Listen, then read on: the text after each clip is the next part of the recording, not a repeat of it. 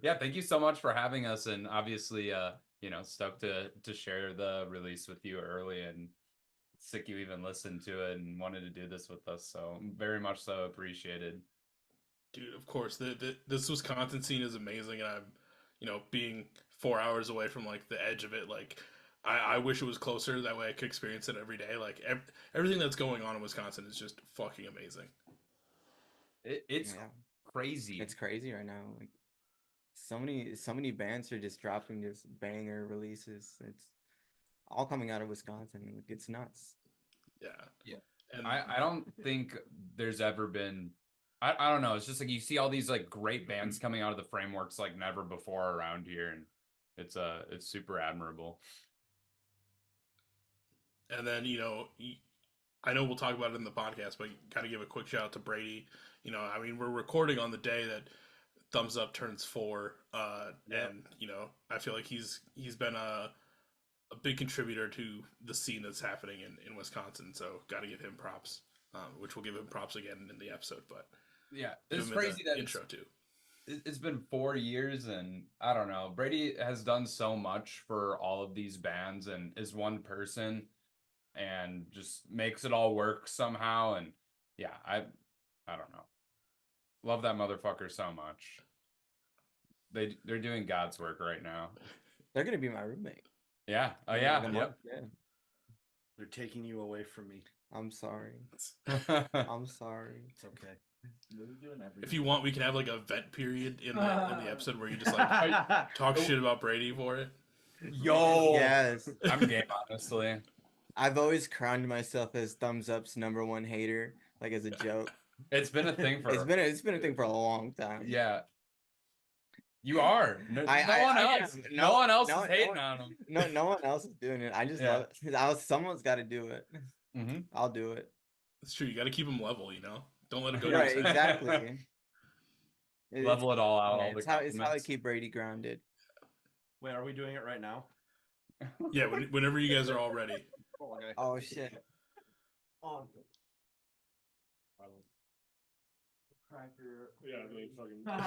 Oh, Alan's cracking the Gatorade. blue. I thought this is strawberry. We got raspberry. No. No. That's all right. That's all right.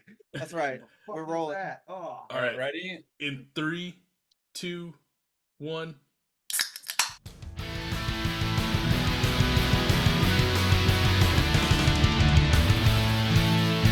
Welcome to the Beers with Bands podcast with your host, Michael Torres.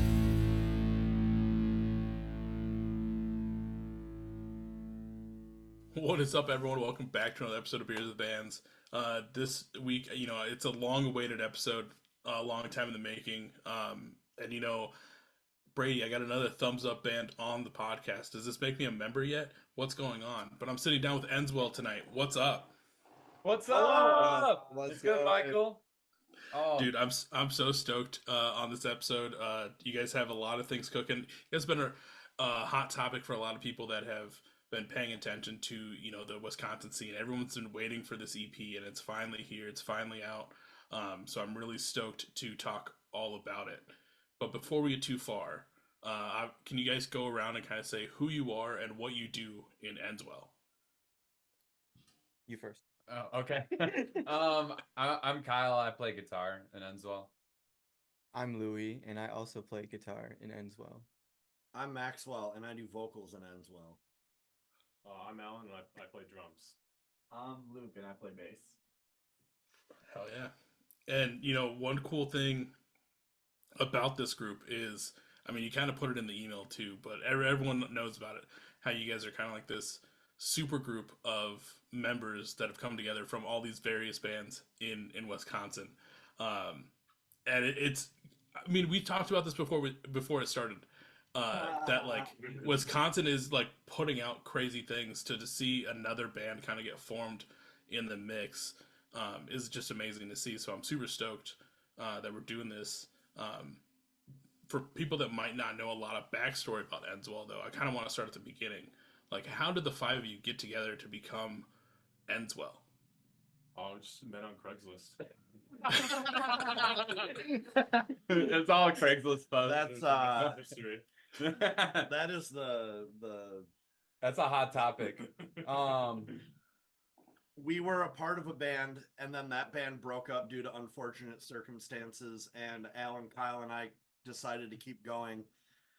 And we wanted to make heavy Midwest emo.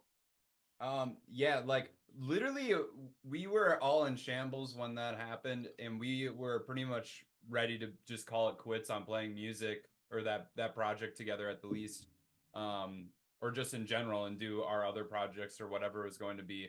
And then Alan came through and literally rolled up with the beginning of Heart Container and was like, listen to this. And I kid you not, we all sat there and we were like, yeah, we're still doing this shit together. That is like, so it was us three, and then we had Louis come in and join the project, and then shortly afterwards Luke joined the project. So and we all just know each other because we play in like bands that have played together before, like our previous project and Emway and Tiny Voices and Luke's band Cool.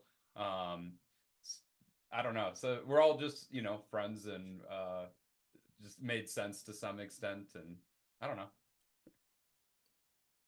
Well, I mean, props for sticking together and, you know, bringing Heart Container to the table to make that happen, because, you know, that being the first single, granted it's been a little bit over a year since that originally came out. I think it was February of 2023. But it was such a solid single to kind of start out the look into what Endswell is.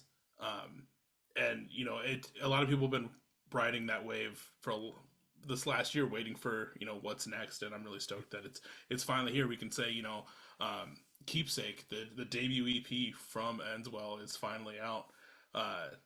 Which it's gotta feel crazy to think that, like, okay, this project is finally like put something out into the world. Oh, Starting to feel more real for sure. yeah. I mean, we spent so much time trying to figure out recording, and then finally went somewhere and did it. And I mean, it was just like more or less a long time coming. Like we've had like a few people on like Instagram and shit just like bashing us for not having music out yet. It's getting like hostile. It's like, yeah.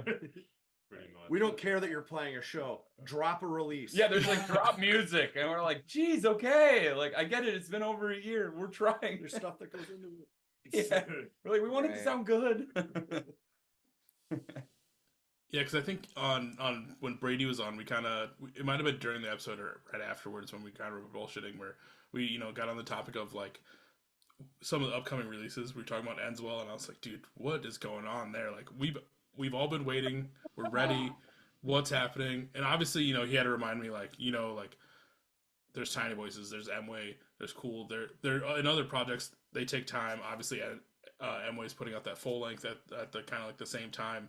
So it makes sense. But at the same time, I was like, nah, fuck that. We're ready for an Endswell EP. You start getting hostile too. Yeah. I was like, you are like the head of the Riff Mafia. You need to tell them what the fuck's up. Like, get them going. And then I found out he's never seen The Godfather. So that was, yeah. God damn it, Dude, Brady. Louis, you're gonna have to do something, man. You're gonna live with him. He's never seen The Godfather. Yeah, Brady, we're gonna watch. If you watch this episode, we're gonna watch Godfather the first day we move in. Watch all three. I don't know about that. Well, at least watch the first one. Fucking like 48 hours of film. Right. But yeah, so Keepsake's finally out at this time. I mean, not at time's a construct, so not right now. But when this episode's out, it'll already be out. It's gonna have been jammed millions and millions of times already. That's good. You know, it's short, it's sweet, but it definitely leaves you wanting more. You know, only being a 4-song EP, we see Heart Container come back onto this, which there is an EP version compared to the single version. Which, I mean, just to start off with that, like, I was trying to figure out the difference between the two. Like, what am I missing between the two versions? All right, so the single version has the hi-hat count in before the snare fill, and then the EP version doesn't have the hi-hat count in before the snare fill. No, Maybe. it's No, in the beginning it doesn't. Oh, really? Yeah. it's far more advanced than that. We completely re-recorded that song. Yeah. like literally, I was like, that's not the no, like we Like you're about to drop some like crushing revelation. no, like literally, Yeah, it's not just the The hi-hat. EP version is actually AI generated. We literally started from scratch with Heart Container and re-recorded it. Every single thing on there is not the same recording as that first single. The main difference is when we recorded it, we mic'd amps and it wasn't DI guitar. Program drums. Single is just like program drums. So And Alan mixed and mastered the single version that we did, and then Logan Severson did mixing and then Soundacres did mastering for us. So there's a lot of differences, but it is the same song through and through, right? Yeah. You know, we didn't change anything besides re-recording it. And you did keep in the soundbite at the beginning, which I really love, but I'm also one of those guys that has no idea what it's from. But I just love hearing it going into that song, and I know this podcast is going to end very soon. All right, who's talking on that? You're very brave. If Brady has to watch The Godfather, So that sample is from the video game The Legend of Zelda Ocarina of Time. Growing up, that was like one of my all-time favorite video games. It's like everyone. Yeah, exactly. It was the first video game I ever beat, but no, the name of the song is actually also a Zelda reference because it's how you get like more of your health bar in the game as you pick up heart containers along the way. And so like I don't know, Kyle and I for the longest time were sitting there like, oh, what should we name the song? And you know, going through like tons of Zelda references and stuff. And yeah, finally like one of us just mentioned heart container, and that was kind of like, you know, it just kind of clicked for us. And but yeah, that is a Zelda sample. So Yeah. Nintendo, please don't send the cease and desist. Oh my gosh. Heart Container's original name was Bonkle. Bonkle. Right. Yeah, I remember that. Like you have you seen that meme where it's like I'm just gonna make my guitar more Skringle, Skrongle. yeah. Add a little add bongle here. to it. Yeah. Someone out there will know what the fuck we're talking about. Insert the image right here. I'll send it to you. I'll drop the meme. Add And a little bonkle. so Heart Container was Bonkle, Cruise Control was Spoingus, Spirit Blues Dingle. Dingle, and Keepsake was always Keepsake. Yeah. People. You gotta play Zelda. I know. I never played Zelda growing up. This is the one time that this excuse doesn't work because I did grow up with just a GameCube, which obviously you can play Zelda on GameCube. All my friends played like Xbox, so I was like, I'm the GameCube kid. But I played more like Mario Kart and like stuff like that. I never got into Zelda, but Kyle, you should have seen this coming because I also didn't know any of the Half-Life references from. That is understandable. Yeah, no, that is definitely understandable. No, what? I didn't even know Yeah. them until I played it. Like I don't know. I was like, okay, Stu. But Half-Life's like probably like one of like the biggest like PC games. It is. But that's the thing though, it wasn't like really big for a lot of console players. But hopping into possibly more sound clips that I don't know, and I think I know this one, but I'm gonna act stupid and just let you guys explain it anyways. But this EP starts off with, this classic sound, leading into Keepsake, and just so I don't look dumb and have to try and guess what it is, what is it, and why did you decide to use that to start off this EP? Because I love, like, after listening to this EP multiple times, like I'm so I was always ready for that sound to go into this EP. So like I love that it's there now, but like what is it and like why did you decide to use it? That's another Zelda sample. When you open like a big chest in like a temple to get like a quest item, that's like the sound that it makes. And I don't know, we just kind of thought like that's such a classic sound, and we were kind of just rolling with the whole like Zelda thing as our shtick on this release. So yeah, Kyle was literally up like 6, 7, 8 hours straight, like That's normal. throwing like different samples into like all these songs. just What to about kinda this? see- What about yeah. this? What about this? And it kind of hit a point where it's like we had too many and we had to narrow it down, and it's like might as well just keep like the 2 classic sounds that like everyone's gonna recognize for the most part, you know. That sample, I think that sample was originally on Spirit Blues, and then I Yeah. tried it with Keepsake, and we were all just like, yeah, that's it. And then when we were talking about the track listing, I was like, it's kind of, you know, like we're thinking about like it's a Keepsake, it's something opening, you know, you think of like a Keepsake box, and it's like you're opening that Keepsake EP to some extent. So I don't know, that's where the thought process came from. Whoa. I didn't even know that. Yeah. Oh man. Wow. Fuck. Yeah. Yeah, I mean, it works out so well, and especially like it leads right into this EP, and then it's nice that like both sound clips are kind of like on, not like back to back songs, they're kind of like, you know, beginning and then kind of like leading into track 3. It just kind of like livens it up before you kind of get back into everything, and like it gives it that nice little break between songs, which I really loved. Yeah, I think we took like a more natural approach. We weren't trying to like shove a ton of stuff into it, like the Mway EP. Even though we're totally ripping off that vibe with the Yeah. video. Directly, yeah. Is it ripping off have a person in the band from the band you're ripping off? It's not ripping off if I'm in the band, right? Yeah, you give we you all give we all consent. rip off each other musically, honestly.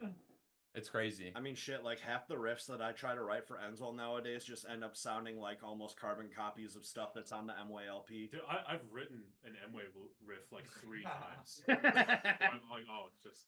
And I copy them, like Alan and Louie, a lot, and the stuff that they do. Probably Luke and Maxwell too. I mean, we all just kind of rip each other off in a weird way. And then just go over it with a fine tooth comb and No. make sure it's not like egregious. See, I don't. I'm just like, this is Heart Container Part 2, and I'm We don't, cool we with don't it. rip each other off. We inspire each other. Same Yeah. thing. I've never ripped off a day in my life. Yeah. I don't know. That- Y'all can speak. That's a damn lie. Louis Y'all is can speak for au yourselves. natural. That was a damn lie. I'm playing. I know. I was like, I got an idea. I'm an a la carte menu. I don't even know what that means. Get your dollar menu ripped out of here, boy.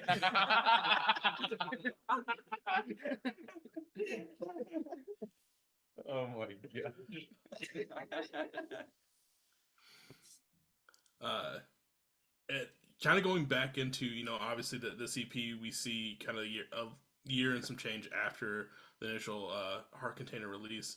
Was the plan always to just try and do like a smaller EP like this, or were there times where you were kind of like really debating whether to do more or just keep it like nice and simple and get it out? There was definitely a few times, like we had a couple other tracks around the time that we had went in to record this, and there was a couple times we had talked about maybe like, oh, you know, the tracks that we have are like super short, so maybe we could just like quit going and record those and throw them on there. But ultimately, I think we decided the best course of action was to just, you know, keep it short and simple, you know. So we can actually get something out. Right. Yeah. I think the urgency was definitely more there. we talked about it, and like by the time we like really were starting to consider it, we had already tracked everything instrumentally, which would have added a whole extra however long for us to get it out there. And these 4 songs we've been playing out live since 2 summers ago. Yeah. June of 22. Yeah, of 22. So like these are the songs that like were initial Endswell tracks that we were playing out. It just kind of made sense, you know. Yeah, I mean, makes perfect sense to have this be like the first chapter of the Endswell story, so to speak. But you know, it does it flows so well, but it really does leave you wanting more just because of how long it is. But like it's so nice that it's like finally out, or like you can finally listen to it where it's a nice it's quick enough, but it's nice enough where you still want to go back and kind of just hit replay and just kind of go through everything again. You know, I think today I spent pretty much from like lunch until 7:25 listening to this EP. There was some breaks in between. I'm not like fully crazy, but I did listen to just this for most of the day. I was about to say, I'm That's sorry. Awesome. Cool. Should we talk about next release a little bit, or Yeah, we can. like we're just honestly another part of it was just like wanting to have more for the next release and actually like go all in on that. Yeah. So it's like a trade off basically. Yeah, like we don't want to take like that big of a break in between. Like Yeah. Not another year. Another 2 years. Like if you come and Yeah. see us live, we're gonna play probably as many new songs as we're playing songs off. Yeah. We're gonna play the entire EP, right? Yeah, we don't have enough to fill a set, so we're gonna play like a ton of new songs too. We have what, like 8, 9, 10 Yeah. Yeah, in the new chamber songs. ready for another release. We're just kind of finishing writing it off. We're just trying to focus on putting this out before Yeah, exactly. before we literally even tackle anything else. Yeah, Trying to not put the cart before the horse. we're really excited though. I love the EP, but personally, Our new stuff just completely blows it out of the water. Yeah. it's less of like a few of us writing stuff, and in a way it still kind of is, but like it just feels more like Collaborative. with like the full lineup that we have now, and a lot more natural sounding, and I think it's the best thing I've ever heard is the new Endswell stuff. I don't even care. I won't say that about anything, but like I love that next release. I think it's gonna be insane. It was a lot less of like coming in and being like, okay, here's a song, now put drums on it, and like more of like, okay, like here's this idea that I have, and let's all collaborate and try to like make it the best thing we can with everybody like kind of putting their own flair on it. So it's not just like, oh, you listen to this, you can tell that it's like a Kyle song or an Alan song. Like, no, like it writing wise has like a little bit of everybody at their strongest on across it. It's like 1 or 2 songs like that, but Yeah. for the most part, it's like a lot more collaboration for sure. That's something I'm really stoked on, because like that's one thing I love about every band's kind of like sophomore release, is because they're a lot more tuned in. They're more collaborative, or like, leading into that first record, they might have had like a few members change ups or whatever. But when you fully get a band that's connected and on the same level, like whatever they put out is going to be some amazing stuff. So obviously we're dealing with Keepsake, and I'm stoked to keep listening to Keepsake for the end of time.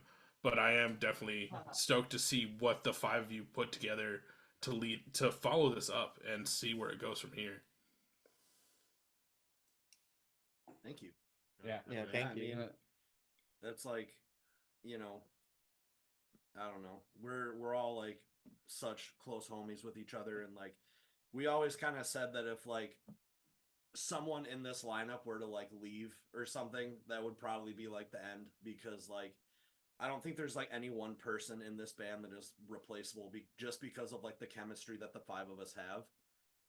It's kind of something like really special, honestly. Like I've been doing music shit for, better part of like 12, 13 years. And like, I have never been in a band that's been like this close knit and like respectable of each other. And just like the work ethic too is like great. And everybody in this band is like a really strong songwriter, so it's like kind of crazy. It's really dope. And too, and like we're all like super supportive of each other too, which is great. Like it feels like we're like actually friends first, and like not in a situation where it's like, oh yeah, this is my business partner, Yeah, Right. No coworker vibes. No. Yeah, no coworker vibes.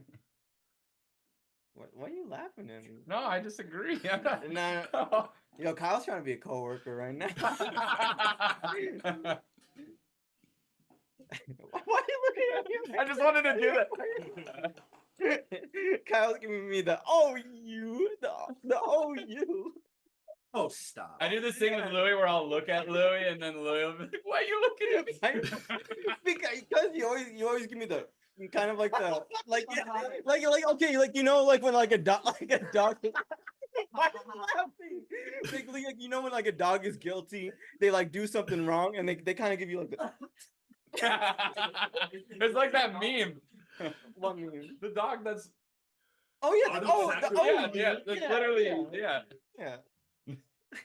I'm sorry, Michael. No, I'm down. It's cool because like there's everyone all only knows Endswell so far from like the single and the EP. So seeing this chemistry like on screen, I think we talked about this too, Kyle. Like I'll let shit happen and just like let you guys riff on each other right now because it shows it gives a glimpse to the people outside of Wisconsin what Endswell is really like at the end of the day. And that's kind of like one of the things I really like about doing this is if I have nothing to say, I'll just see what happens and just go from there. Oh, we're actually like MythBusters and we fucking hate each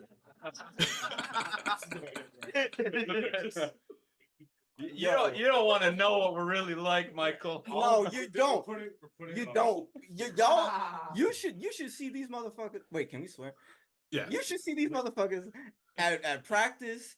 Like they are fiends for that vape. I tell you what. We would actually. I'm like the only person in Endswell that doesn't vape, and just watching the four of them just go, just like Hey, they snap at motherfucker. yeah, they do that thing from Trailer Park Boys where they're like smokes, let's go, but Corey, Trevor, smokes. Let's go. yeah, and they're like after each other with that vape, dog. It's fucked up. It's just And scary. I just watch it like an innocent bystander, just watching four just cavemen go after it. Kyle and I have almost gotten into physical altercations over who can hit the posh first. Yeah, that's true. And it'll be one of ours every time. It's like not even like a shared type of a deal. Well, jumping back into this EP, obviously we kind of talked about like a little bit, since it's small enough, I feel like I haven't really done one of these in a while where we kind of break down a lot of stuff. We kind of talked about Heart Container a little bit and, bringing that to the forefront and what's changed since then. So if you guys don't mind, if you guys would like, we can kind of go through the other 3 songs to kind of talk a little bit about those for people that are just now finding the EP. Obviously we talked about like Keepsake, starts out with the chest opening sound, kind of going right into it. I'm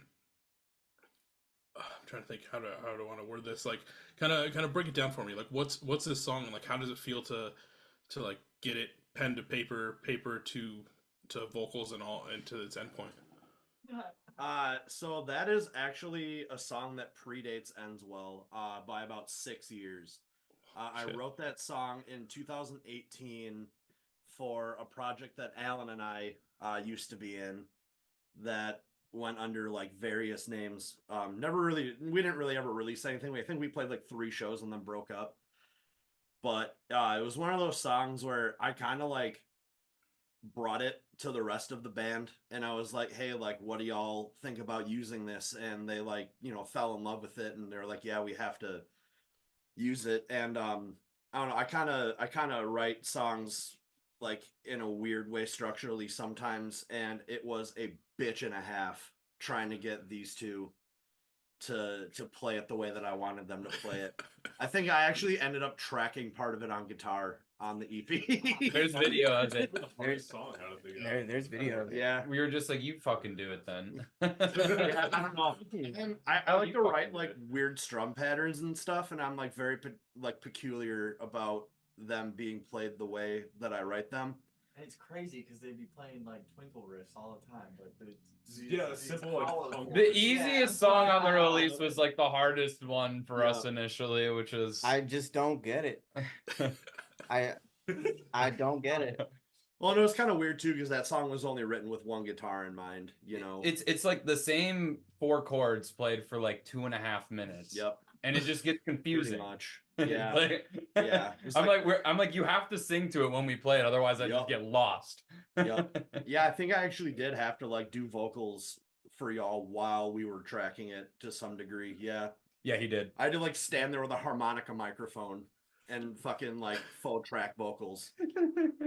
Just so we knew where we were. You know what I miss about recording those songs? I miss when we'd all go to like Jersey Mike's. Yeah. Yeah, that shit was busting. I haven't had Jersey Mike's since we recorded. Yeah. Same. Straight up. I had it like a month ago after I donated plasma and I got my money right away, and the first fucking thing I did was went to Jersey Mike's. Oh my god. That could be the header. That could be the header. Okay. Get this shit. Get this shit. So donating plasma burns 500 calories. The Jersey Mike's giant Philly cheesesteak has like 70 fucking grams of protein in it.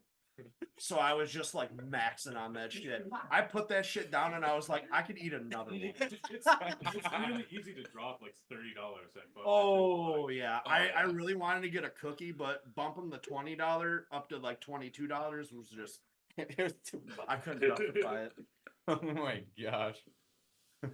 Yeah, so Keepsake is like Maxwell's magnum opus. Yeah. 150%. Like that is his Don't baby. call it my magnum opus because people are like snobs are gonna hear this and they're gonna be like, wow, that's really the best he can do. fucking the same 6 chords over 2.5 minutes. I almost fell over. How many of those have you had? This is my second one. Hey, Kyle, you need to chill. Whoa. You need to chill. I mean, originally Kyle wanted this to be liquors with bands. So I thankfully did. That didn't happen. I You don't don't want like that. You don't- I cannot drink beer straight up. Like I just cannot tolerate the taste of it. I know I'm a Do you baby. have liquor? I'm a baby. No. Yeah. Oh, well, okay. There's an I empty got the- bottle of Jack Daniels That's on not the counter. that's not liquor. What? I'm trying, all right? Seltzer. Oh, I think God. there's like some Campari on top of the fridge. Ew. No shot. God. No shot. No, there's Oh. it's melon liqueur. See, I That's don't, still fucked I up. don't, Yeah, I know. I don't even like alcohol that much. So like a White Claw is like the most I can do. Yeah, Kyle and I are really the only 2 people in the band that like drink often. I'm the only one on this side, so I feel that. I got you, bro. I'm clanking this Arizona tea to my microphone. You All hear right. that? We're in Wisconsin though, so it's kind of Okay, so how about cruise control? Wait, you should tell him how the name came up, like the cruise control. So Alan When was that? Alan wrote the song. It's an Alan song, front and back. I like to announce it as our top 40 pop hit before we play it live. Essentially, we didn't necessarily have a name for the song. We called it Spoingus from that meme. Insert the meme again. And we were in the car one time. We were driving home from a show. I don't remember. I was driving and Louis was just, being fucking Louis. And the people listening to this and know Louis will fucking understand Louis being Louis, right? And literally, I was just like, I'm gonna put this shit in cruise control and hop back there and Like- beat the shit out of you and beat your ass. And I was, like, and now we were just dying laughing. So we would just be like cruise control, like before. I don't know, it just became like a bit. anytime someone would act up in the car, we would just look at each other and be like cruise control. It just Well, there- became a bit. I don't even remember. I was like on some like Energizer Bunny type shit when we were driving home that night, and like Kyle was driving on like the highway. I want to say we were coming back from Chicago, but I was basically like that kid behind them, like on an airplane, just like kicking the chair. Basically, I don't remember what was going on. You should be But- on that shit sometime. I just remember just like while the car is still moving, like driving straight, they just turn around in their chair like, I'm gonna climb back there and beat your ass. Put this in cruise I'm gonna put this in control. cruise control. I'm gonna climb back there and beat your ass. Don't even turn this shit around. Cruise control. I tried for so goddamn long to change the name of that song, but I eventually let Louis and Kyle have the W because I couldn't think of anything I to even replace tried. the name with. Yeah, Yeah. and yeah, I don't know. I for the record, I hate naming songs, and I hate naming like albums and shit like that. So it's like, just go for the low hanging fruit. Yeah. Nothing's original anymore. That's when you just bring back the really long, obnoxious song titles for no reason. Yep. Oh, I love that. Dude, I shit. used to write so many of those in high school. I still have all of my high school lyric notebooks from when I was like a little emo kid. Can I see him? Maybe sometime, Let's not right go. now. The, I just the, start flipping through them in here. Yeah. the middle part of Spoingus, the Guitar Hero part, the super riffy part, like it took Kyle and I a really long time to fucking learn that. Like there was one practice where so we used to practice in our living room, and Too bad we can't show. It's like literally. yeah, out just like here. right out here. Yeah. This room used to be Kyle's room, and then I took over. And I'm not even gonna get into that. But there was one practice where we just like hooked up our phone to the PA and just like blasted a metronome and just like for like a good solid like 30 minutes would just like play that riff over and over and over and over and over again until we finally got it. It probably sounded like a guitar center. Yeah. Sorry, y'all. Yeah, Alan wrote it, right? So Yeah. Yeah. Alan's just putting us to work. It's fucked up because Kyle and I aren't even the best guitarist in Endswell. And you got him behind the kit this entire time? That's the fucking bullshit part. Bro is just good at everything, and he's just like save some talent for the rest of us. You fucking asshole. Sorry. Well, like, dude, that's Sorry. that's the thing though, is like the heart container fucking riff, and then like that part in Spoingus. It's like, damn, where could they go from here? But like the shit that is on the next release is like so much harder. I am so glad that I don't play like strings in this band. Gotta get good somehow. I think I said earlier at practice, I was like, Alan writes shit and goes, yeah, I want to watch Louie and Kyle talk. Honestly, part of it, I still like writing guitar parts, but drums are. It's much easier to enjoy yourself behind the kit, in my opinion, than have to like focus on the fretboard on stage. Like, that's not my thing. I think my favorite part about recording this EP was watching him track drums, because like playing live and at practice, you don't always like notice what everybody is playing, and just like getting to hear him like track the drums with like nothing else around it was just like, I was like, holy fuck, dude, like I didn't even know that you did some of those fills that are in there. Oh, thanks, man. Like Yeah. like the goddamn fills you do in Spoingus when like the hook comes back in for the second time. Oh yeah, no. Yeah. That's fun. That That's feels fun. fucking. I guess for some history, like in the project that us three had together, like Alan and I played guitar together. Like he wasn't playing drums, and so when we went to this project, Alan moved to drums, but also continued writing guitar stuff for all of us. And then Alan, like, how does it feel? You know, would you consider this your magnum opus for song wise on this Oh EP? God, no. I never want something to be like my magnum opus, because it's like, if that's the best thing I can do at like my age now, then like I should just quit right now. Like, It's not, because he continually makes shit that's they keep better. getting better. Yeah. Yeah. I don't know, some I'll start putting out mid, and then I'll call it quits. But just gonna ride this wave as long as possible. We'll have like 3 albums with like no Alan material on it, and then one day he just fucking wakes up and it's like back to form.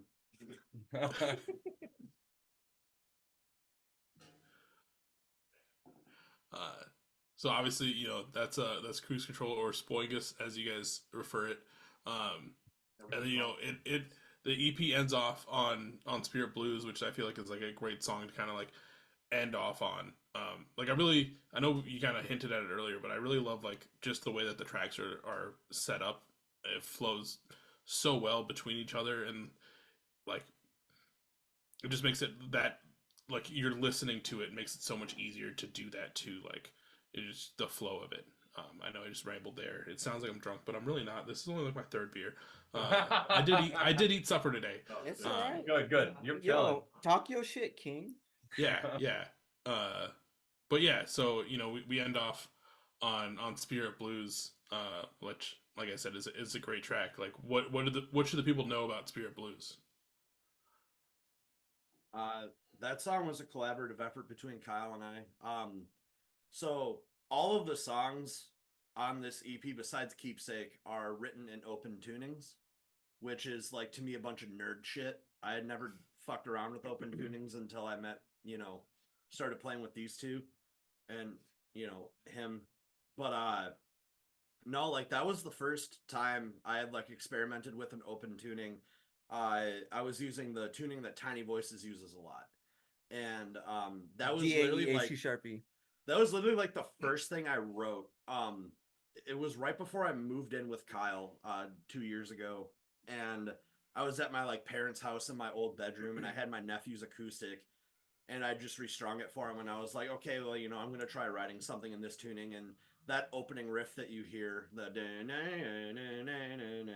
was like the first thing I played, and it used to be a lot longer, and then Kyle had the idea to shorten it down.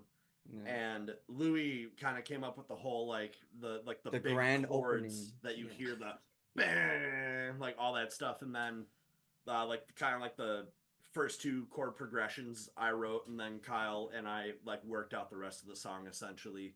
And that was kind of like Kyle and I's like first time like sitting down and like working something out together musically.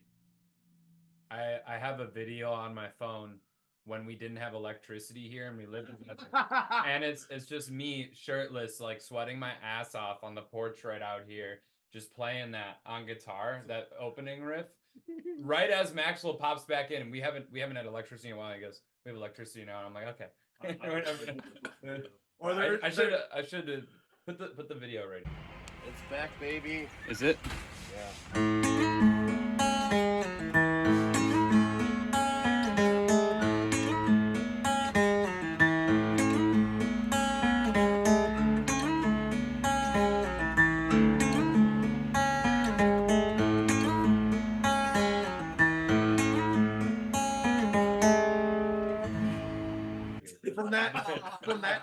From that same day, I have a video of Kyle shirtless standing at like hanging over the edge of the porch going, "Turn it back on, please." It was like 90 no degrees out AC, that day. Yeah. Like we were dying. We don't have central air here, so we had to use window units, and like that shit still only gets the room so cool. I like existing in sub-zero temperature when it's the summertime. We were literally like, what do we do? Like, there's no electricity. Like, we were like, what do we do now? We were like, oh my gosh. Well, didn't like, I come to hang out? disgusting. Didn't I come to hang out that day? I kind of feel like I think we might have like went somewhere. I think we went to one like IO or like Aftershock or something that day. Yeah. I know we ended up doing something because y'all had no like electricity. Yeah. I'm trying to remember. It was probably the electrical flag night. Yeah, that night. Oh gosh, I'm sorry. We ended up getting like super trashed, and on the walk home, so like all like the little like flag markers that they stick in the ground. Wait, we did go to Aftershock. Yeah, okay. So on the walk home, I stole like 30 of those fucking things off the ground. People put hard work into that. Censor that. Okay, I didn't realize at the time how wrong it was, but there's a picture of me with a traffic cone on my head holding like a bouquet of those and just like taking my own picture. Put that in. Yeah. I've got like 8 traffic cones in this apartment somewhere too. Oh my gosh. When Connor lived in the Piss Palace, I would steal traffic cones on the way home from the bar, and I would stash them in his fucking basement, and he'd get so mad at me. No, that same night when he was grabbing the flags, he goes, "Kyle, pay me $100 right now, and I'll jump in the I think it's the little river down here." Yeah. And seriously, to this day, I regret. I would do it right now in a heartbeat.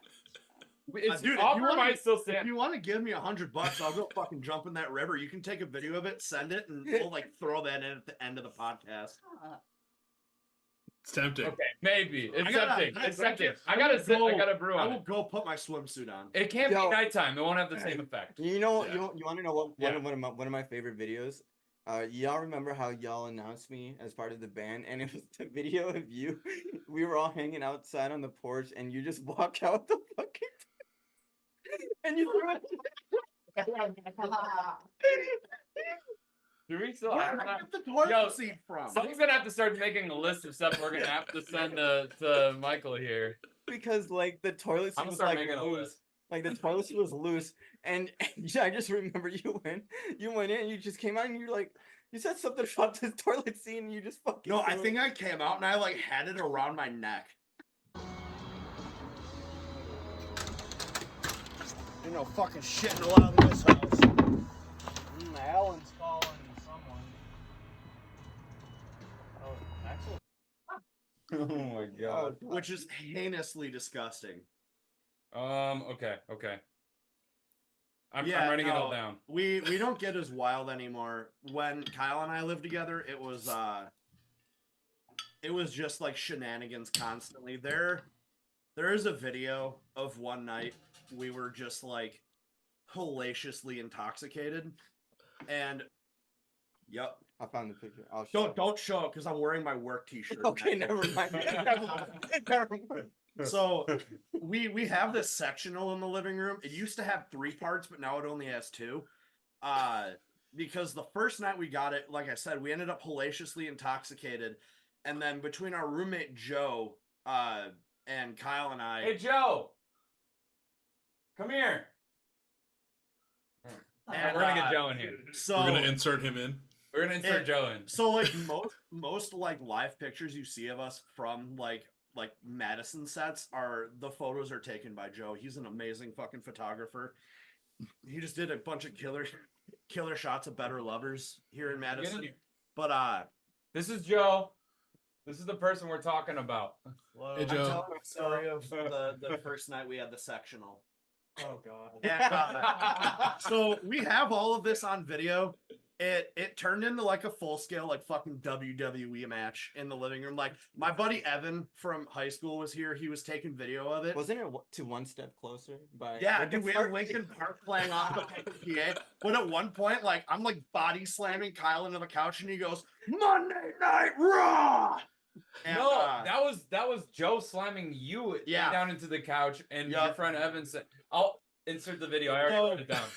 Monday Night Raw. Oh! But no, that part where Joe has me in like a chokehold and he's like choke slamming me, you just see Kyle fly in horizontally from off frame and like tackle us into the couch. All right, Evan, it's time to kill them.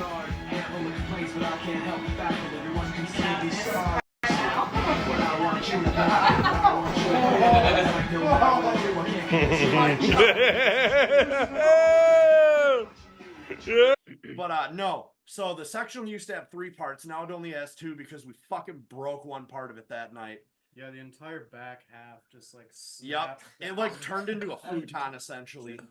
And the next morning, Kyle goes to brunch with their mother, and their mom comes by and asks if they could see the apartment. And they walk upstairs, and I'm sitting on the couch with a can of Coke in my hand, just like fighting for my fucking life. And the couch is completely broken. It's completely like flat on the ground. Like it used to look like this, and it's like we had band practice later that day, and then Alan, Kyle, and I threw that broken part of the sectional off our 2nd story balcony. Things were different back then. Yep. My mom was like, "What the hell? One of What are you doing?" One of the first nights I met Kyle, I walked into Joe's old apartment and saw them surfing a couch down the stairs. Yeah. Censor that for my job as a safety professional. No, you had to see if it was safe. I had to see if it was safe. It was safe. It was. First time I met Kyle, we went to Taco Bell. It's true. It's true. Well, we were talking about the first time we met Kyle. The first time I met Kyle, we went to Taco Bell. We did. We met at a Of Mice and Men concert A Mice and Men concert is where I met Joe. a long time ago. Yep. What's that, 2011? Probably. Insane. Anyways, What were we talking about? Actually, since Joe's here, this will be a kind of a fun question. You know, we're talking about this Endswell EP finally being out. How does it feel like being kind of like that outside perspective, but kind of like part of the group? How does it feel to finally have them put out like a full EP? I mean, it's awesome. It's some of the best music that my friends have ever made, and it's so cool to just seen everyone grow over the years and put this out. And thank you, Joe. to have them ask me to do artwork Yeah. for it and everything too, it's just beyond cool. And I don't know if it's like known exactly, but like Joe did the front and back art to our release. Joe's girlfriend is the one that's in the picture. Don't talk. What? Okay. And she did the writing on everything too, and Joe did all of our promo photos, like on like the one we have on all of our socials now, and the other promos we haven't posted yet, but will at this time when it releases. Can we get a Joe in the We chat? couldn't have done it without this motherfucker.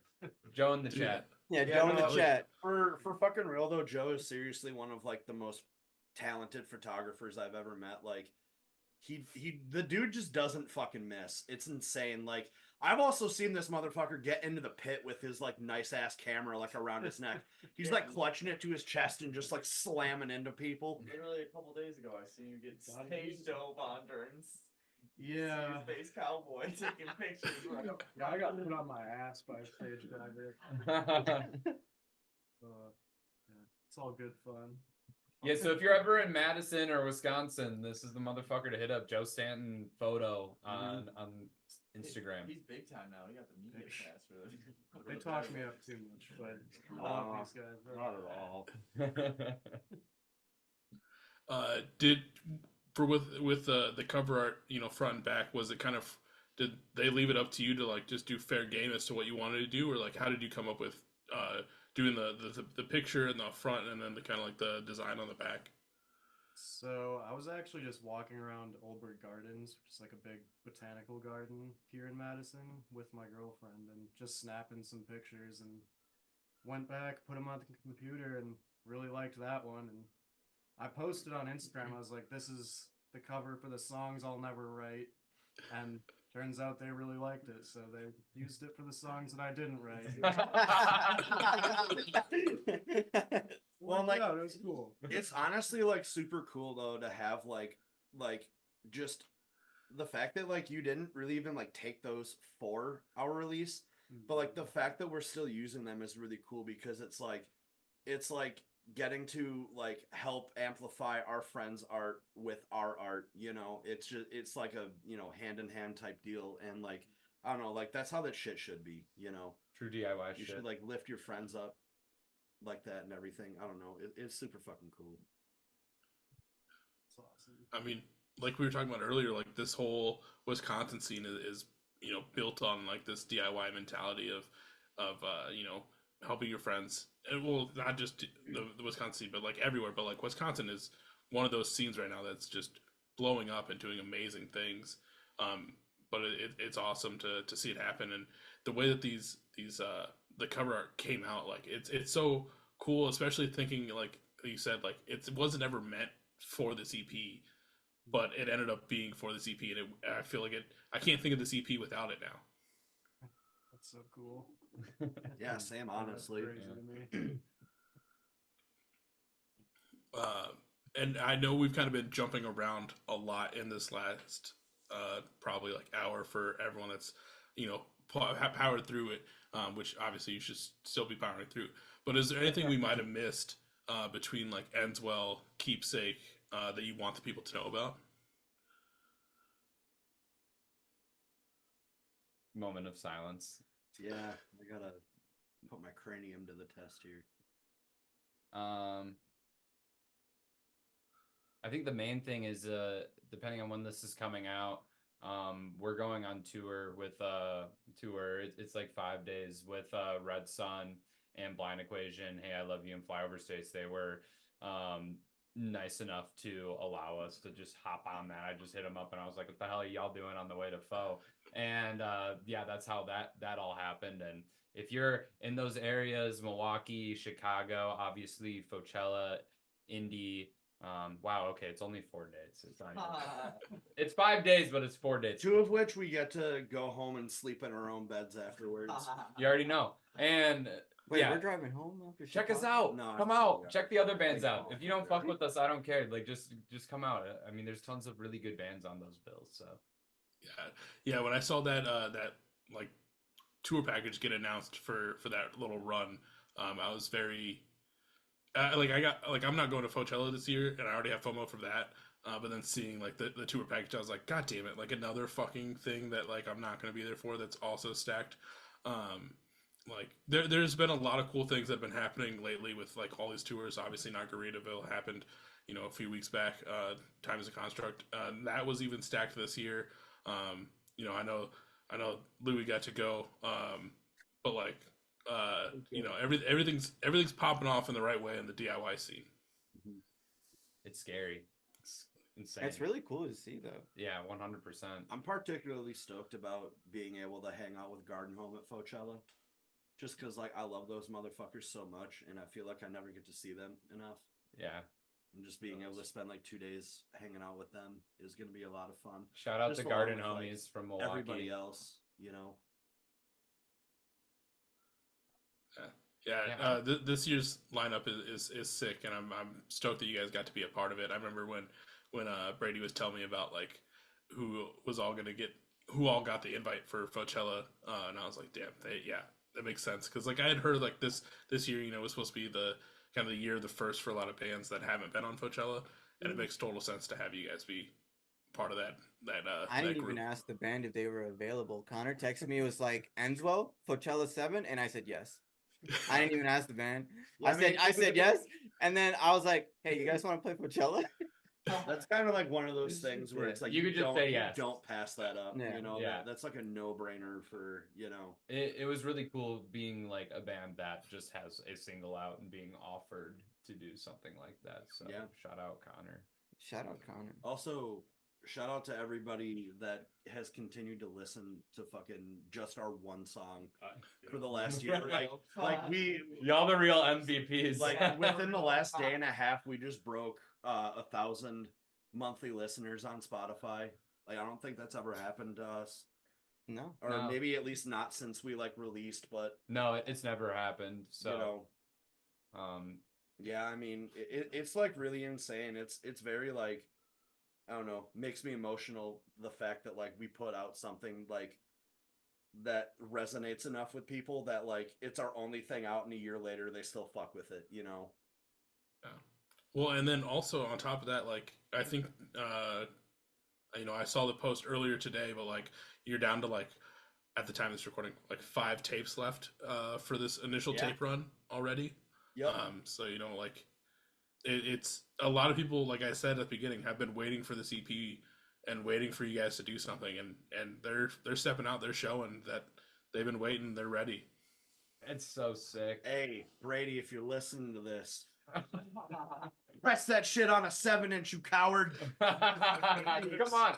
Yeah, this motherfucker needs his art on vinyl. Joe's offering to put down money to make it happen. Whoa, only if I have to, though. Yeah, for sure Brady's listening. He's contractually obligated to. So I'm just gonna be like, Brady, did you hear it? Brady will have to find it or listen to the whole thing. But yeah, like I said, everyone go listen to Keepsake. Be ready for it. Be ready for things that are coming. We're gonna start to transition here. You know, before we get to stories and all, I know we've already been talking about some like wild and crazy stories already. But this is obviously Beers with Fans. You don't have to be drinking on these episodes, because I'll definitely do that for you. But I know y'all have some beverages in front of you. What are y'all drinking on this fine Wednesday? Luke, I need another one. Refill me. PBR, and I'm actually out right now. Better Is restock. Modis, hell yeah. Possible? Modis. A Is it- raspberry White Claw with a raspberry Arizona Wait. iced tea. Is it possible for a bathroom break? Oh yeah, you can get up at any time. No, you have to power through. Yeah, it. you have to power through it. seal is breaking. Oh my gosh. Alan, take the hot seat. Hey, get in here. Get in here, Alan. True mastermind. I'm drinking Gatorade, literally Gatorade. Hell yeah. You got the Peeber and the spotted Yeah, cow? I got the Peeber, and then you know, the spotted cow. You know, my first spotted cow I had probably like a month and a half ago. Can you get that legally where you are? Nope. It's got to be, you know, a little sneaky brought over the Right, state yeah. lines. No, Yeah. I was gonna say. Yeah. Yeah, no, it is. What? Wow. I don't know. I don't know why that's a Why thing. would they do that to themselves? Why wouldn't they want to Yeah. sell outside of It's really weird, but I think at the same time, like, Maybe 'cause they while get it's enough business. weird, it makes people want to go get it more. So anytime that they're there, they're like, because like a coworker like works in Osceola, and they brought it to our branch, and they brought like 4 cases for people for, it was around like Christmas or some shit, but it was like, here you guys go. So like when people bring it, like they bring cases. Yeah. Have you but tried funny any enough, of I the think- other ones that they do? No, I've only had the original one. Two Woman is really fucking good. And I don't know if you like fruity stuff, but the tarts they do is insane. Like I think there's like a really good cherry and raspberry tart, and like it's actually life changing. I highly Okay. recommend it. It's not like an angry orchard or something. It's 5 times better than that. I promise. It's like it's sugary, right? So you can't like drink a ton of them, but like Right. seriously, 100% worth it. I should bring some to Orchard? you on a Saturday or Sunday. Talk about Yeah. Angry Oh, Orchard. I yeah. should. Maybe I will. No, Do we're it. not. We're talking about spotted. What are you gonna New Glarus. You gonna fucking take him a Red's Apple Ale too? Don't bring no. Fuck off, Lou. Okay, but when I first started getting into like drinking, I was all about like the Red's Apple Ale shit. And now I think if I drank one of those, I'd probably have to be taken to the hospital just because of like the fucking God. like the instantaneous gut rot Oh that my God, happens. Yeah. Oh yeah, like I remember one time I wasn't doing anything for the night, so like I went and picked up 2 6-packs of Reds, and then proceeded just to crush 2 6-packs, and I can't drink a cider at all now to save my life because it instant just flashbacks of just like death. Mm-hmm. I believe it. I think I don't know. I used to drink Kessler a lot, which is fucking god awful. But if you come to Wisconsin, like everybody over the age of 50 drinks that shit like water, which like it's marketed as whiskey, but it's actually vodka infused spirit. Yeah, no, I think it says vodka infused spirit on the bottle, which means it's like 70% vodka and like 30% whiskey. Ew. Yeah, that's why Sounds like a that's hangover. why it tastes like Yeah. shit. Well, don't try that, kids. You know, this is where we're gonna kind of transition into the later half of this episode, where we kind of talk about some fun stories from guys' time of music, where their shows, tours, time recording. You know how this kind of goes. We just talk about Oh no. the I know there's probably some wild stuff up the sleeves already, but think about the fun music moments that you always reminisce about with your friends. Those are usually the best stories that everyone loves to hear, as horrendous or tremendous as they might be. Yeah. Yo, Yeah, I'm sorry, Michael. It's just like at first everyone started laughing, then I started realizing why we're laughing. Okay. Yeah, there were like 2 shows in particular that I remember. Okay, no, Right, hold on. get off the Everybody bat. stop. Stop. Yeah. Good. I'm fine. Yeah. Oh. Don't bring it up.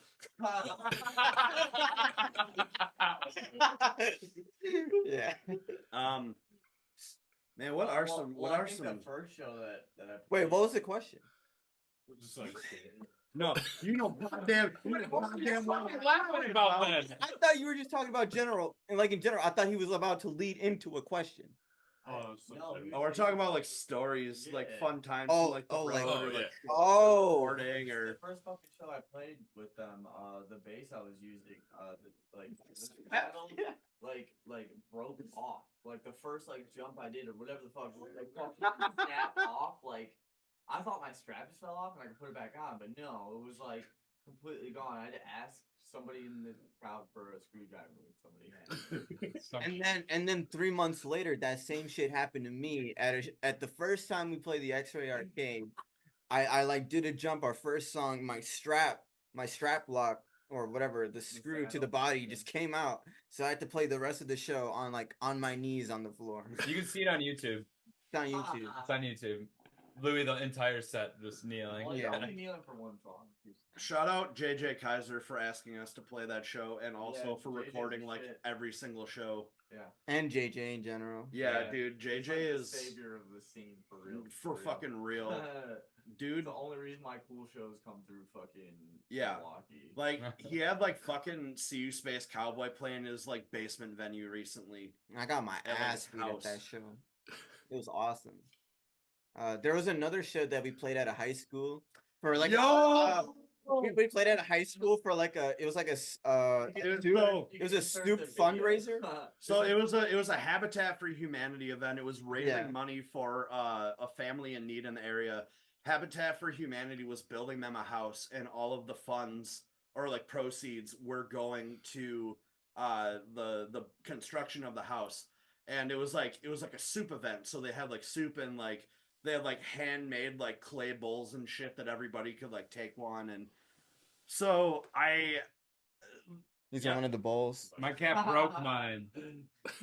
the person that asked us to play had seen us before and sent us an email, and they were like, like, I really like your energy, like we'd love for you to come and play. And we show up, and it's in the cafeteria of this high school, and it's like 75% elderly people in there. Ooh.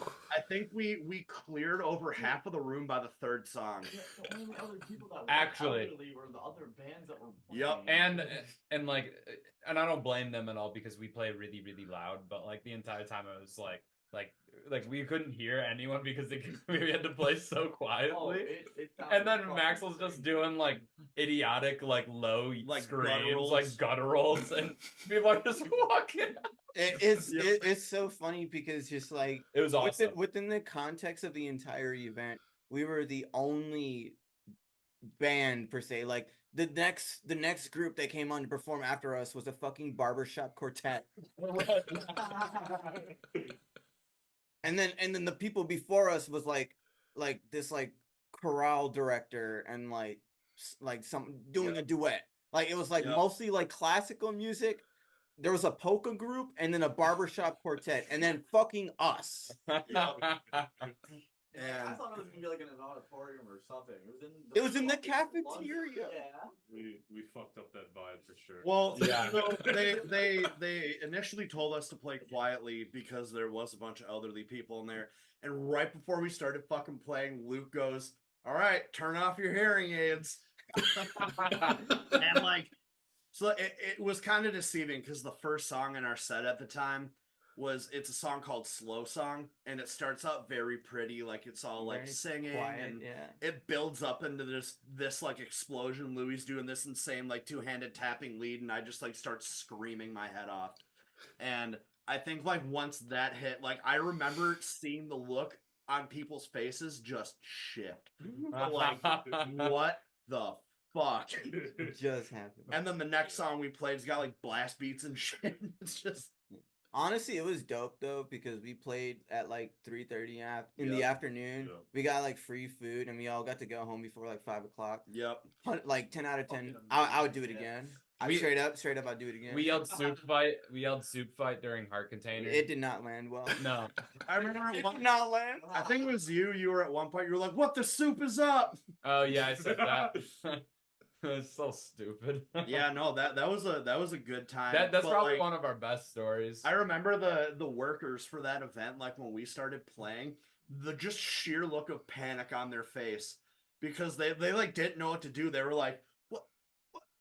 And like they came up to us after like the first or second song. They're like, "Can you turn it down?" No, sorry. After like the first or second song, I look at Kyle and Louie. I'm like, turn the fuck up.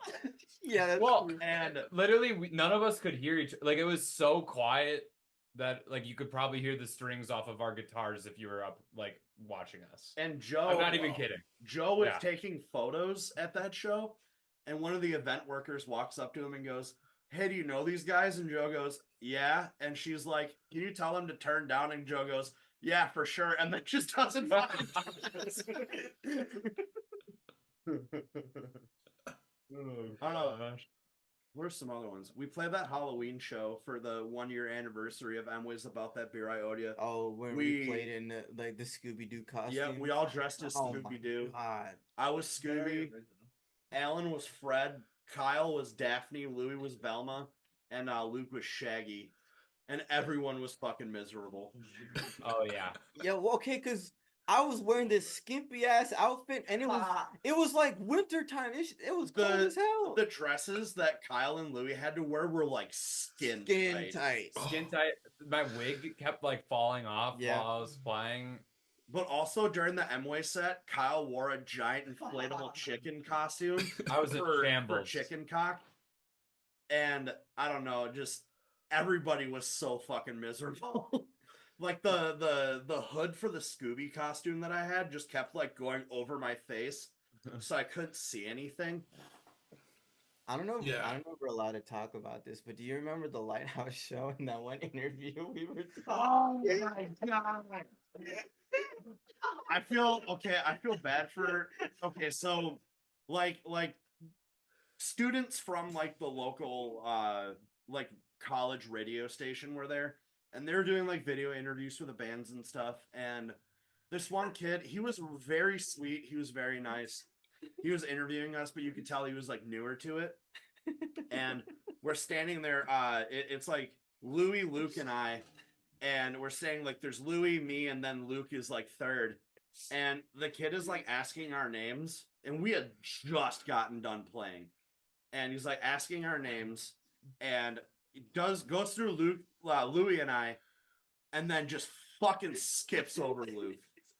Doesn't even like ask Luke his name, and you know the interview wasn't really even that bad. Like he was asking good questions. The funny thing about it though is Alan walks like right up in the middle of it, doesn't realize we're doing an interview. He looks at us and goes, "Hey, what you guys doing?" Just like completely blocking the camera. Just hey, what you guys doing? No, that never got released. I would kill. Probably for good reason. I would too. I don't. It's just grade A cringe. I don't remember. I don't remember who did that interview, but I hope that like didn't discourage them from continuing to do their interviewing, because like I said, they were very nice. They were very sweet. Like they weren't asking. No, it wasn't their fault. And like dude, like I would probably be like nervous as fuck too if I was like interviewing, because I'm not great at like talking to people that I don't really know. Like obviously, like this setting is like perfectly fine because like you know you're obviously amazing, and you know I'm with all my friends, you know, and but like I don't know, it was really fucking funny. It was just like right place, wrong time. No, yeah, like hope if that person is for whatever reason watching this episode, don't feel bad. My first X amount of episodes were also very awkward and cringy. Thankfully, there's not video to those ones. But like, let's say we were in the room together, it would take a little bit for me to like warm up. Like, I socially awkward hella in person. Beers help a lot. That's what I'm saying, dude. This is why it's beers with bands, man. It helps. And then there's also screens, so it's not like, yeah. Well, Sunday won't be as bad because like we've done one before. We'll have a good time. We've done one. Oh yeah, We're about to do the second, including this one. Oh yeah. This one. Yeah. Okay. We'll just okay. Wow, Kyle. All right. Okay. We're running it. Fun. Oh, wow. I'm sorry. But yeah, I totally feel that. Because I was just talking. Again, time is a construct. But yesterday, I sat down with King Pink. We were kind of talking about the same thing where we both get we all get socially awkward in person. Where I went to a show on Sunday and just went straight to the bar and kind of stood off in the corner and didn't talk to anyone because I was like, I'm here for the show. I'd love to talk to people, but I can't. And it's weird.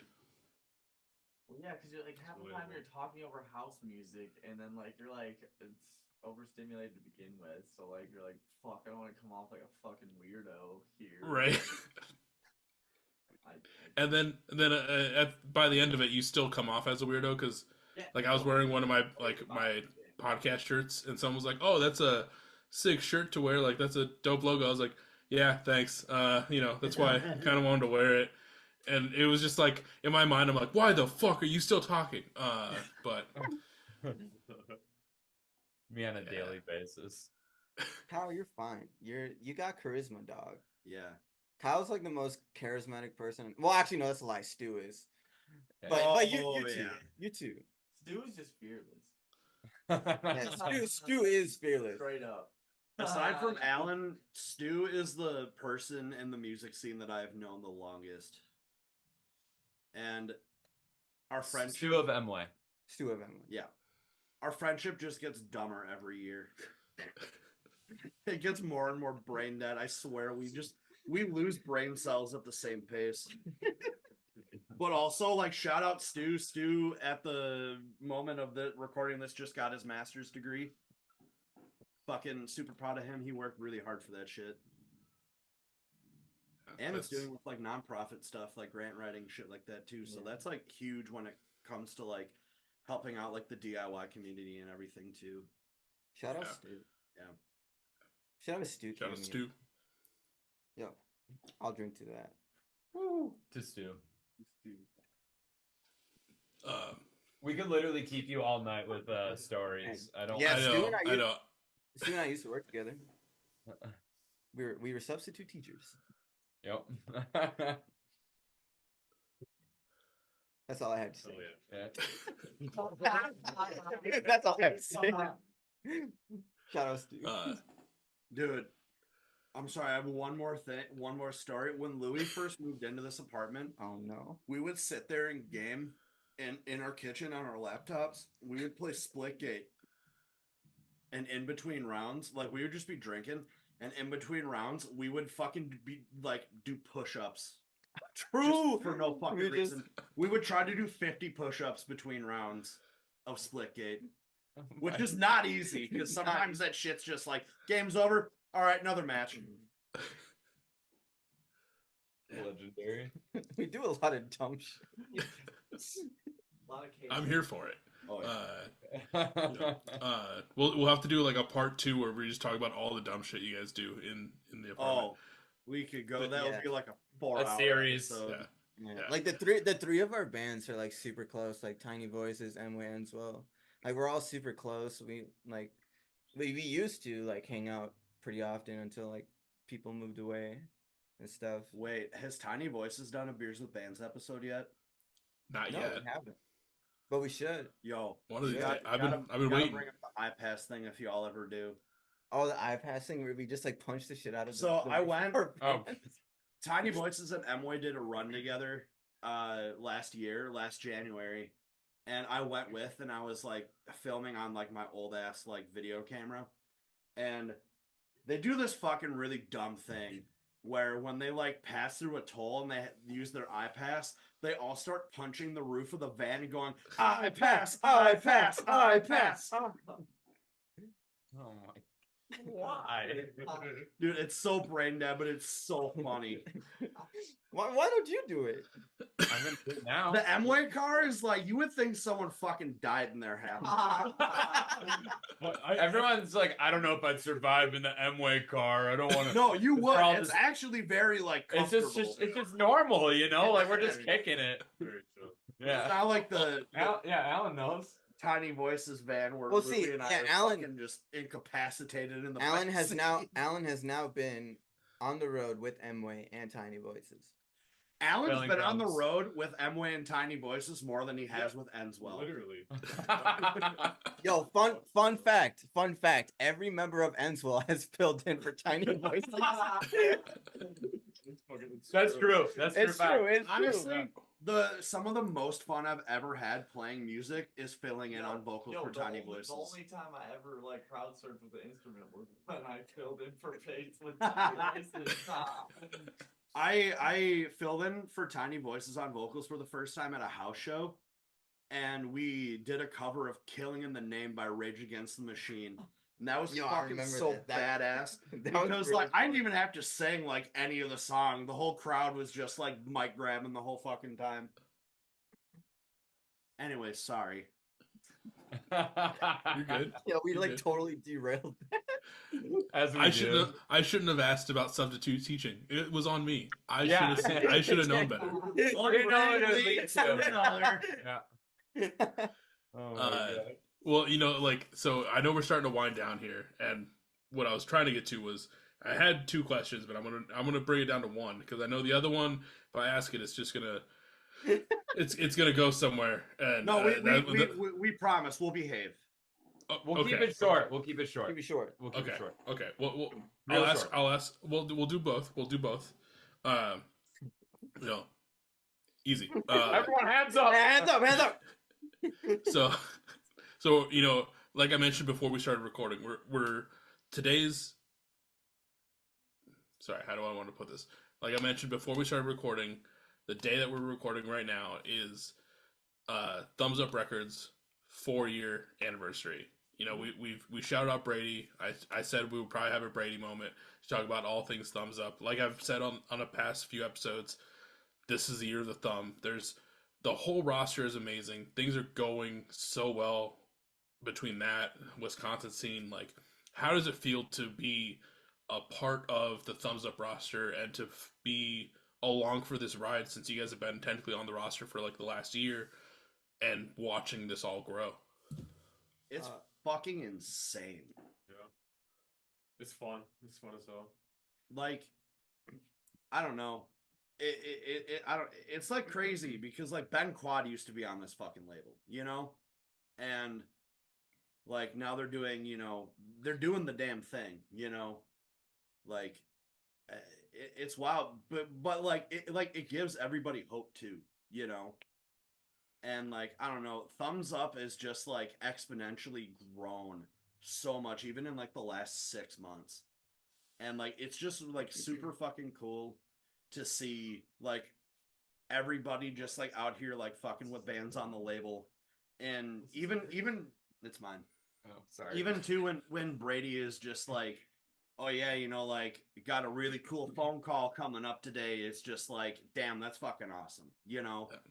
Like Brady is like putting in the work and taking steps to like move the label to like the next level. And like every good thing that like comes their way as a result of their work is like more than fucking deserved. Yeah, they truly love music. Yep. In the scene. Yeah. As someone who has known Brady for a really long time, we not grew up, but like we were in the same area. We were both kind of like from like the Appleton, Fox Valley area in Wisconsin. So I've known Brady for a really long time since like I want to say like my freshman year of college, and so I've known Brady before Thumbs Up was even a thing, and like I've known Brady like they've talked about it a lot when they were like this was before the pandemic because they kickstarted the label once the pandemic happened. So it's been really cool to just see from like 2019, just like from the concept like in their brain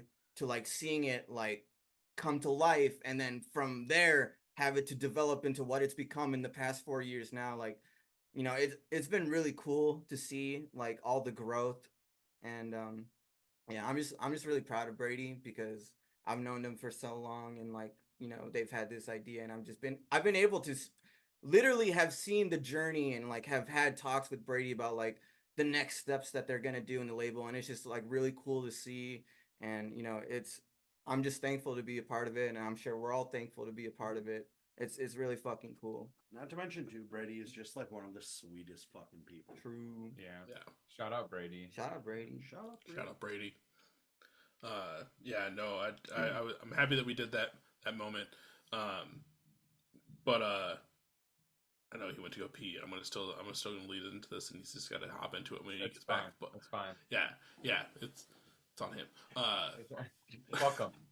Yeah, but like I also like to leave. I know that puts us at like a nice, heartwarming high moment to end off this episode. But I like to take it a step further.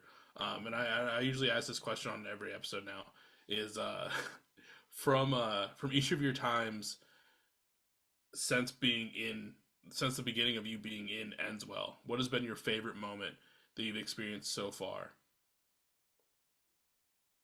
Honestly, the first time that we like sat down and played Heart Container together was insane. That we was were all really... like, we were all feeling the vibes. Like we were riding that high for a while after that. Actually, one of my favorite moments is so we have a new song on like the new release. It's called Fast Song, and there was like this like really big like build towards the end, and I remember like trying to explain this concept to them at a practice, and I remember like y'all remember me like getting out the whiteboard and like fucking like writing like the structures and I shit? think in like the and, like- first demo, you can still hear you being like, Yeah, like the screaming. Yeah. Yeah, and like Change. yeah. I remember like we like worked on this part like for like probably like a solid hour, and Oh yeah. like once we like finally like did it, and there's just like this like the tension and like the release of like this part that we like wrote, like I was just like, it was beautiful. I just like had like an out of body experience. We did it. That's probably my favorite moment. Dude, for me, that was when we were writing Slow Song. Oh, yeah, Because that one like too. Kyle came in with like the really pretty portion, and I was like, all right, we just like build this shit up and like blow it up. But Louis, you got to do some like shreddy from Ben Quad shit, like just like rip the fuck out of it. The fucking lead, like Yeah, dude. That lead. No one knows about this right They're now. gassing me up too much. Unless you see us live. But yeah, we wrote that all in like one sitting, like probably within 30 minutes, an hour. And yeah, that was a nice moment. It's not often that you like sit down and like, you know, all together just like show a riff, and next thing you know you're playing a whole song by the end of practice or whatever it is. I think my favorite moment has yet to come. All of them has been fucking incredible. That's what I'm saying. Every show that we play is like the funnest. Always like super fun, no matter what. No matter what, if it's like people or whatever, like we still play like the same. We still have the same fun. We still like That's I don't true. know, it's 150%. never- Yeah, definitely. I don't mean to gas this up like too much, but it's just like our live shows low key kind of crazy because like all like 5 of us just kind of like move around like crazy, and like it's just kind of like a war zone. It's like we're all like the 3 like Kyle or yeah, the 4 of us, Kyle, Maxwell, myself, and Luke.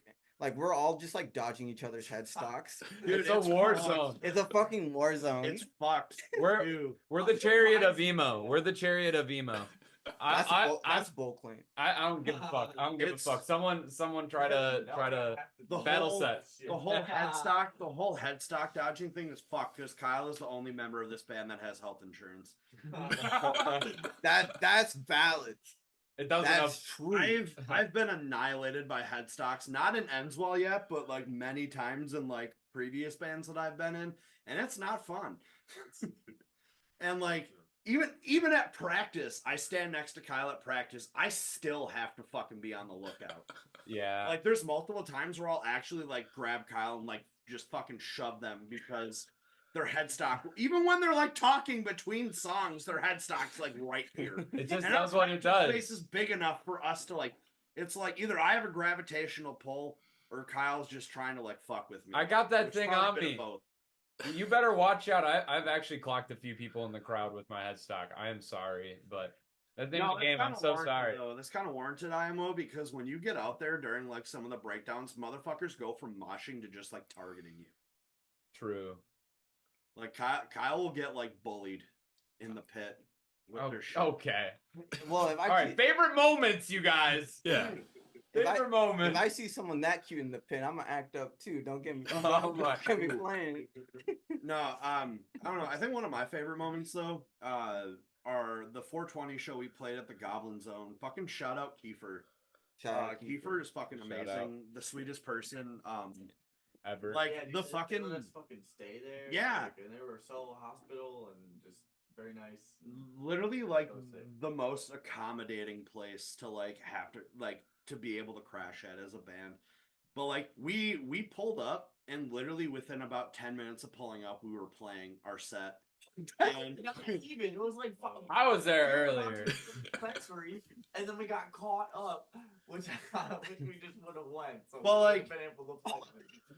like, it was cool as fuck though because like people were just like we rolled up, started playing. I literally just woke And- up from a nap because I had the whole backseat. We all 5 fucking rode in a goddamn sedan. Alan's mom's car. Alan's mom. Shout out Shout Mary. out Shout Alan's out Mary. mom.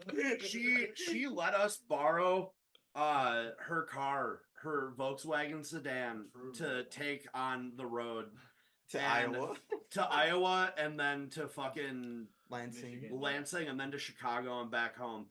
But like I don't know, packing that thing was fucked. We had to take the spare tire out of the trunk to I fit still the don't rest know van. how we did it. Like with all the stuff that It was had. packed. Like Alan had this like Jimmy Neutron brain blast, and he was like, "Wait!" And he pulls the spare tire out, and then after we get back from the run, the spare tire was in my garage for about 2 to Yo, 3 it more was weeks. fucked up because these fucking assholes made me sit in the middle seat the entire time. Yo. So my legs were basically doing the fucking Michael Jackson. I was just standing with my ankles like this at a 90-degree angle the whole time. That's why I drove most of the time. Because I knew if you weren't in the middle seat, is me in the fucking Oh god. Hey, you got the break though. You got to hop in the tiny boy That is- van yeah, after that the is first true. night. Oh, That and is the true. Airbnb we stayed at. Yo, fucking that lovely. Airbnb, the Airbnb Bro, that we fucked we that stayed at Airbnb. was fucking Yeah, terrifying. there's another picture. You can Yeah, insert yeah, here. we'll put a picture, but Maxwell and I walked into this room. There was the room that I stayed in. Yeah, I know. We walked into. Of it too, 'cause it was so fucked up. It had the word. It had the Help. words help written Like, in fucking and then crayon, there was red like a crayon. and then there was like a stuffed toy of Sully from Monsters Inc. just perked up on the bed, like facing me the whole night. Face- I thought I was gonna like wake up and see it like move to a different position. Oh I- my god.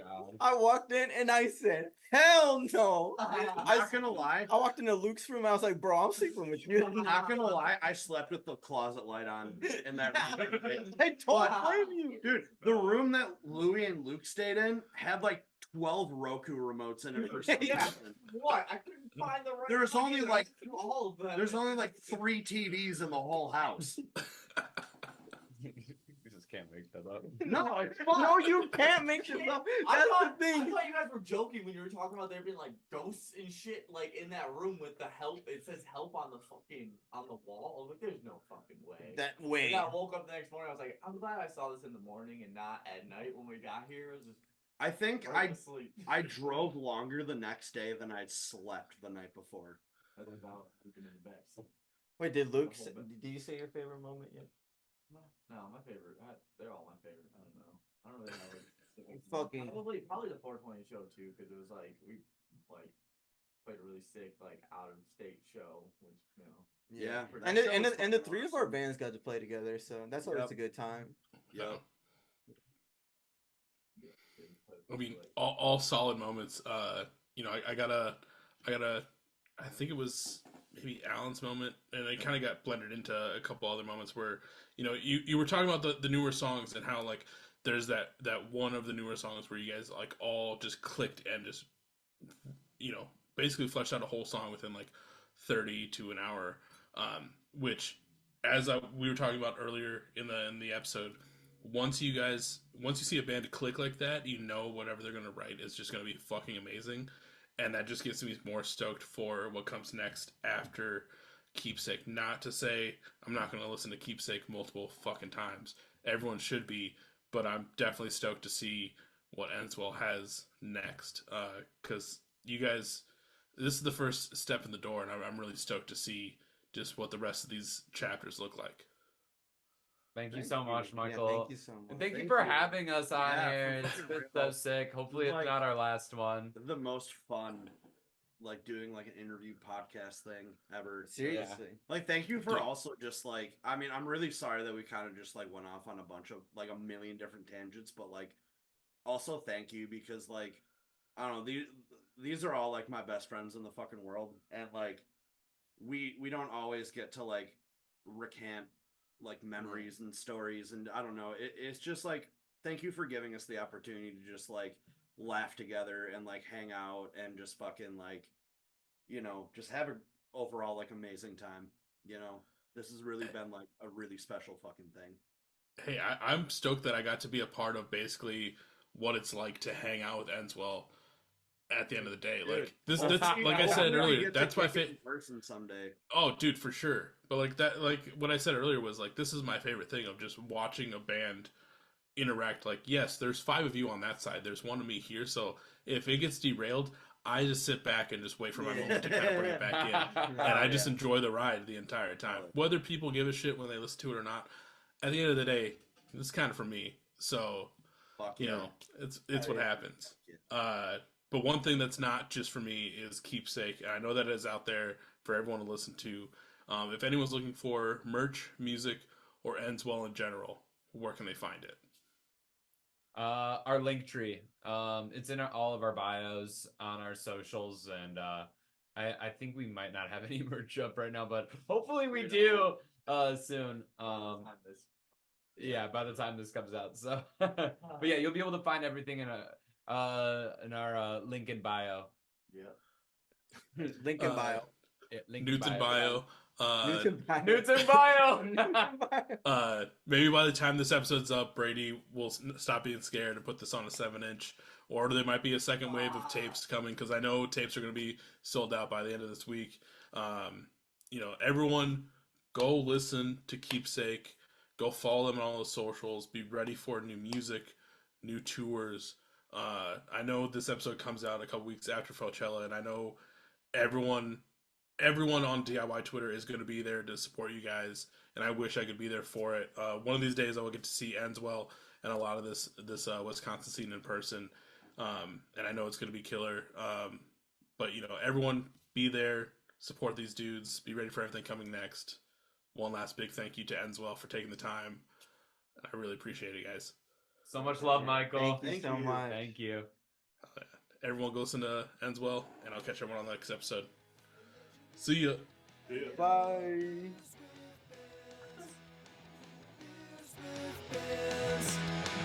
Beers with Bears.